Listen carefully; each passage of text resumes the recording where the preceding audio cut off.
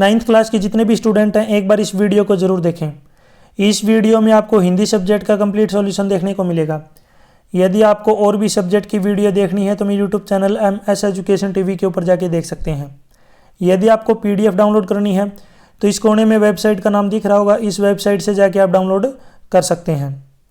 देखिए, निम्नलिखित प्रश्नों के यथा निर्दिष्ट उत्तर दीजिए। तो इसमें फर्स्ट क्वेश्चन है, हिंदी भाषा की लिपि क्या है? 1 नंबर का क्वेश्चन है। तो हिंदी भाषा की लिपि है देवनागरी, गया ऑप्शन राइट। क्वेश्चन 2, हिंदी में कुल कितने व्यंजन हैं? 1 नंबर का क्वेश्चन है। तो हिंदी में कुल जो है 33 व्यंजन हैं, गया ऑप्शन राइट। क्वेश्चन 3, विकारी शब्द किसे कहते हैं? साधारण परिभाषा दीजिए। ये 2 नंबर का क्वेश्चन रहेगा आपका। तो इसका उत्तर है, जिन शब्दों के रूप लिंग, वचन और कारक के कारण परिवर्तित हो जाते हैं वे विकारी शब्द कहलाते हैं। जैसे बूढ़ा से बुढ़ापा, बुढ़िया आदि शब्द बन सकते हैं। क्वेश्चन 4, वर्ण किसे कहते हैं? इसके कितने भेद होते हैं? ये 2 नंबर का क्वेश्चन है। तो इसका आंसर है, हिंदी भाषा की वह छोटी से छोटी ध्वनि जिसकी और अधिक टुकड़े न किए जा सकें वर्ण कहलाती है। वर्ण के 2 भेद होते हैं, स्वर और व्यंजन। अभी मैंने आपको बता दिया व्यंजन कितने होते हैं, 33। तो आपको कमेंट सेक्शन में बताना है कि स्वर कितने होते हैं टोटल, यानी कि टोटल जब उनकी काउंटिंग करेंगे स्वर कितने हुए, और हिंदी भाषा के अकॉर्डिंग बताना आपको, हिंदी भाषा के अकॉर्डिंग कितने स्वर होते हैं, कमेंट सेक्शन में बताएं। क्वेश्चन 5, भाषा किसे कहते हैं? उदाहरण सहित परिभाषित कीजिए। ये क्वेश्चन आपका 2 नंबर का रहेगा। तो इसका आंसर है, भाषा शब्द संस्कृत की भाष धातु से बना है जिसका अर्थ है बोलना या कहना। भाषा वह साधन है जिसके द्वारा व्यक्ति अपने विचारों को बोलकर या लिखकर व्यक्त करता है और दूसरे के विचारों को सुनकर या पढ़कर समझ लेता है। दूसरे शब्दों में, जिसके द्वारा हम अपने भावों को लिखकर अथवा कथित रूप से दूसरों को समझा सकें और दूसरों के भावों को समझ सकें, उसे भाषा कहते हैं। जैसे कि हिंदी, अंग्रेजी, और भी आप लिखना चाहें उर्दू, पंजाबी। क्वेश्चन 2, निबंध या पत्र लिखना आपको, ये 5 नंबर का रहेगा। ये आपको विवेकानुसार जो है खुद करना है आपकी सोच समझ से। तो यहाँ पे मैंने लिखे नहीं कौन कौन से निबंध या पत्र हैं। आपकी क्लास में अपने टीचर ने लगभग करवा रखे हैं बहुत सारे, तो उनमें से कोई भी निबंध या जो पत्र आपसे पूछा जा सकता है। क्वेश्चन 3, क्षितिज भाग 1 काव्यखंड के आधार पर निम्नलिखित बहुविकल्पीय प्रश्नों के उचित विकल्प चुनकर अपनी उत्तर पुस्तिका में लिखिए। तो इसमें जो है यहाँ पे 1-1 नंबर के 2 क्वेश्चन दिए गए हैं, दोनों जो है यहाँ पे मल्टीपल चॉइस क्वेश्चन है। क्वेश्चन फर्स्ट देखिए, कबीरदास के अनुसार व्यक्ति की पहचान किससे होती है? तो इसका राइट आंसर है कर्म से, कि वो कैसा कर्म करेगा, गया ऑप्शन राइट। क्वेश्चन 2, कविवर रसखान पशु की योनि में होने पर कहाँ चरना चाहते हैं? तो वो नंद की गायों के बीच चरना चाहते हैं, क्या ऑप्शन राइट। क्वेश्चन 4, निम्नलिखित काव्यांश को पढ़कर पूछे गए प्रश्नों के उत्तर दीजिए। ये जो है 5 नंबर का, यानी कि 1-1 नंबर के यहाँ पे इसमें जो 5 क्वेश्चन पूछे गए हैं। तो इसमें जो है यहाँ पे आप देख सकते हैं, मौकों का ढूंढे बंदे, मैं तो तेरे पास में, ना मैं देवल ना मैं मस्जिद, ना काबा कैलाश में, ना तो कोने क्रिया क्रम में, न नहीं योग बैराग में, खोजी होए तुरंत मिली हो पल भर की तलाश में, कहे कबीर सुनो भाई साधो सब श्वासों की श्वास में। तो इसमें देखिए पहला प्रश्न है, प्रस्तुत काव्यांश के कवि और कविता का नाम। तो कवि का नाम है कबीरदास और कविता का नाम है सखिया एवं शब्द। नेक्स्ट क्वेश्चन, कबीरदास के अनुसार ईश्वर कहाँ निवास करता है? कण कण में। नेक्स्ट क्वेश्चन, खोजने वाले को ईश्वर कब मिलता है? वो मिल जाता है पल भर की तलाश में। ईश्वर किस प्रकार की क्रियाक्रम करने से प्राप्त होता है? निस्वार्थ भाव से कर्म करने से। देवल शब्द का क्या अर्थ है? तो देवल शब्द का अर्थ क्या होता है? मंदिर। तो देवल को हम क्या बोलते हैं? मंदिर। क्वेश्चन 5, निम्नलिखित काव्यांश में निहित भाव एवं शिल्प सौंदर्य स्पष्ट कीजिए। ये जो क्वेश्चन आपका 3 नंबर का रहेगा, आपको याद रखना। तो यहाँ पे आप देख सकते हैं, नीचे यहाँ पे अपने पास दिया गया है, या मुरलीधर की अधरन धरी अधरा न धरऊंगी। तो इसका देखिए उत्तर, सबसे पहले बात करते हैं यहाँ पे भाव सौंदर्य की। तो गोपी अपनी सखी के कहने पर जो है कृष्ण के समान वस्त्राभूषण तो धारण कर लेगी, परंतु कृष्ण की मुरली को जो है अधरों पर नहीं रखेगी। उसके अनुसार उसे यह मुरली सोत की तरह प्रतीत होती है, अतः वह सोत रूपी मुरली को अपने होठों से नहीं लगाना चाहती है। नेक्स्ट, शिल्प सौंदर्य। काव्य में ब्रिज बादशाह तथा सवैया का सुंदर प्रयोग हुआ है।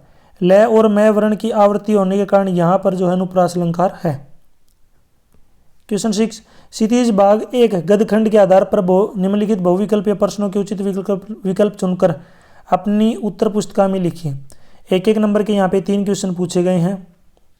फर्स्ट क्वेश्चन, गया के घर में दूसरी बार बैलों की रस्सियाँ किसने खोली?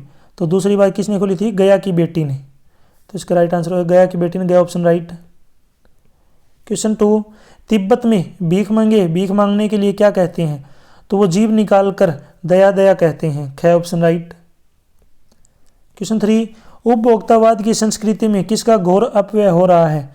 तो इसका राइट आंसर है पारस्परिक संबंधों का, घ ऑप्शन राइट। क्वेश्चन 7, निम्नलिखित गद्यांश को पढ़कर पूछे गए प्रश्नों के उत्तर दीजिए। एक एक नंबर के यहाँ पे 5 प्रश्न पूछे गए हैं। तो इसमें यहाँ पे देख सकते हैं, सरकार खुफिया विभाग और पुलिस पर उतना खर्च नहीं करती, वहाँ गवाह भी तो कोई नहीं मिल सकता। डकैत पहले आदमी को मार डालते हैं, उसके बाद देखते हैं कि कुछ पैसा है या नहीं।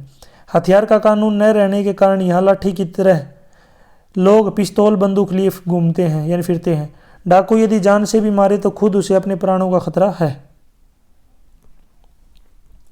तो इसमें देखिए यहाँ पे पहला, जान से भी न मारे तो, जान से भी न मारे, यहाँ पे जो वर्ड यूज किया गया है जान से भी न मारे तो भी उन्हें जो अपने प्राणों का खतरा है। पाठ का नाम और लेखक का नाम, तो पाठ का नाम है लहासा की और लेखक है राहुल संकृत्यानंद।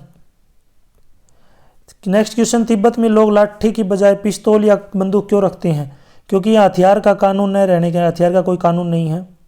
नेक्स्ट, आदमी को लूटने से पहले क्यों मार देते हैं? अपने प्राणों का खतरा समझकर।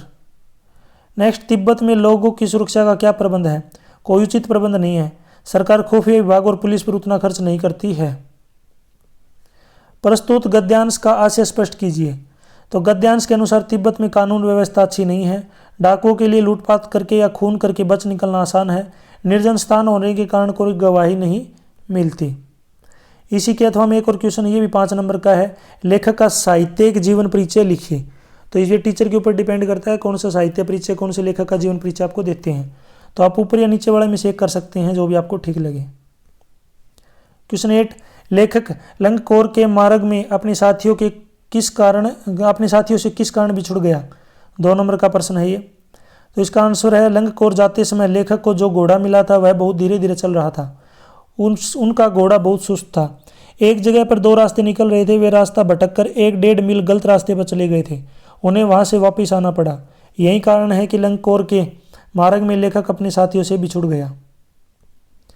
क्वेश्चन 9, कृतिका भाग 1 के आधार पर प्रश्नों के उत्तर दीजिए। ये 3 नंबर का प्रश्न रहेगा। मृत्यु का तरल दूत किसे कहा गया है और क्यों? तो इसका आंसर है, मोटी डोरी की शक्ल में गेरुआ झाग फैन में उलझे बाढ़ के पानी को लेखक ने तरल दूत कहा है, क्योंकि ये वो पानी था जिसका स्वरूप तरल था पर मौत का संदेश लेकर तेजी से बढ़ रहा था, जो अपने शहरों गांवों को मृत्यु के विकराल दूत की भांति निगल रहा था। इसलिए इसे मृत्यु का तरल दूत कहा गया है।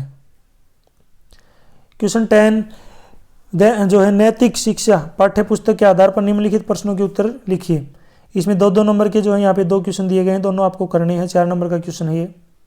पहला देखिए, अर्जुन को ही श्री कृष्ण का आश्रय क्यों मिला? तो इसका उत्तर है, अर्जुन को ही श्री कृष्ण का आश्रय इसलिए मिला क्योंकि अर्जुन सत्य के मार्ग पर चलने वाले थे।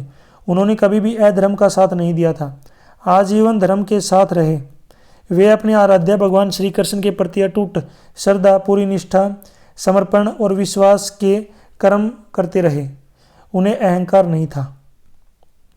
नेक्स्ट है, बुद्धि पर संगति का क्या प्रभाव पड़ता है? तो इसका उत्तर है, बुद्धि संगति के प्रभाव से ही बनती या बिगड़ती है। संगति अच्छी होगी तो बिगड़ी हुई बुद्धि भी संवर जाएगी और सही निर्णय करने लगेगी। लेकिन यदि संगति ही बिगड़ी हुई होगी तो अच्छी भली बुद्धि को भी जो बिगाड़ सकती है। यहाँ तक वीडियो अपनी कंप्लीट हो चुकी। वीडियो अच्छी लगी तो उसको लाइक करें, अपने दोस्तों के साथ जरूर शेयर करें। मैंने वीडियो को बीच में आपसे पूछा था कि टोटल सवर कितने होते हैं, उसका आंसर आप उसको मुझे ज़रूर कमेंट सेक्शन में बताना है। PDF अगर आपको डाउनलोड करनी है तो इस कोने में वेबसाइट का नाम दिख रहा होगा, इस वेबसाइट पे जाके आप डाउनलोड कर सकते हैं। यदि आप मुझे फेसबुक, इंस्टाग्राम और टेलीग्राम पे फॉलो करना चाहते हैं तो इसका लिंक आपको इसी वीडियो के डिस्क्रिप्शन में मिल जाएगा, वहाँ से आप मुझे डायरेक्ट फॉलो कर सकते हैं। Thanks for watching.